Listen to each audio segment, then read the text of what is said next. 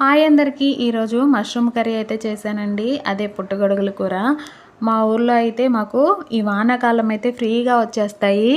ఇక్కడ 50 రూపాయలు పెట్టి కొన్నాము ఇవన్నీ కూడా. ఎంతైనా మనము పొలాల్లో తీసుకొచ్చుకున్న పుట్టగొడుగుల్లాగా ఇవి ఉండవు కదా. టేస్ట్ అంతగా అనిపించలేదు. అదే ఊర్లో తీసుకొచ్చిన పుట్టగొడుగులైతే అసలు టేస్ట్ మనము వండుతుంటే వీధి చివరి వరకు వస్తుంది వాసన. అంత బాగుంటుంది టేస్ట్ కూడా. అచ్చం నాటుకోడి పులుసు ఎలా ఉంటుందో సేమ్ అలానే ఉంటుంది పుట్టగొడుగుల కూర. నాకైతే చాలా ఇష్టము. మా అమ్మ పుట్నాలు వేసి వండుతుంది. భలే ఉంటుంది కూర అయితే. నేనైతే దీంతో ట్రై చేశాను కానీ కూర అయితే బాగానే ఉంది కానీ ఆ టేస్ట్ అయితే అస్సలు రాలేదు. వర్షాలు వచ్చాయంటే చాలు మా ఊర్లో మగవాళ్ళు ఉంటారు కదా, వాళ్ళందరూ కూడా మా ఊర్లో కొండ ఉంటుంది, పెద్ద కొండ. ఇంకా ఆ కొండ పైకి వెళ్తారనమాట. పుట్టగొడుగులు ఎక్కువగా వస్తాయి ఎర్రమట్టిలో. అవి పీక్కొని వస్తారు. భలే ఉంటాయి అసలు. బుడ్డి బుడ్డిగా చిన్న చిన్న గొడుగులు భలే అనిపిస్తాయి. చూడడానికి కూడా వైట్గా ఉంటాయి. కానీ ఈ హైబ్రిడ్వి అసలు తినాలనిపించదు కానీ తప్పదు, తినాలన్నప్పుడు తీసుకొచ్చుకోవాలి ఇంకా.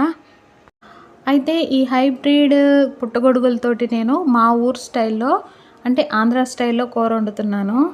దానికోసం ఏం చేయాలంటే పుట్టగొడుగులు నీట్గా వాష్ చేసుకున్న తర్వాత మధ్యలోకి ఇలా కట్ చేసుకొని ఆనియన్స్, టమాటా, ఉప్పు, కారం, పసుపు అయితే వేసుకొని చూడండి ఇక్కడ చూపించే విధంగా ఆయిల్ కూడా వేసి కిందకి పైకి మొత్తం కలిపేసుకోవాలి. నెక్స్ట్ దీంట్లోనే చింతపండు గుజ్జు సరిపడా వాటర్ వేసి మూత పెట్టేసి ఉడికించుకోవడమే.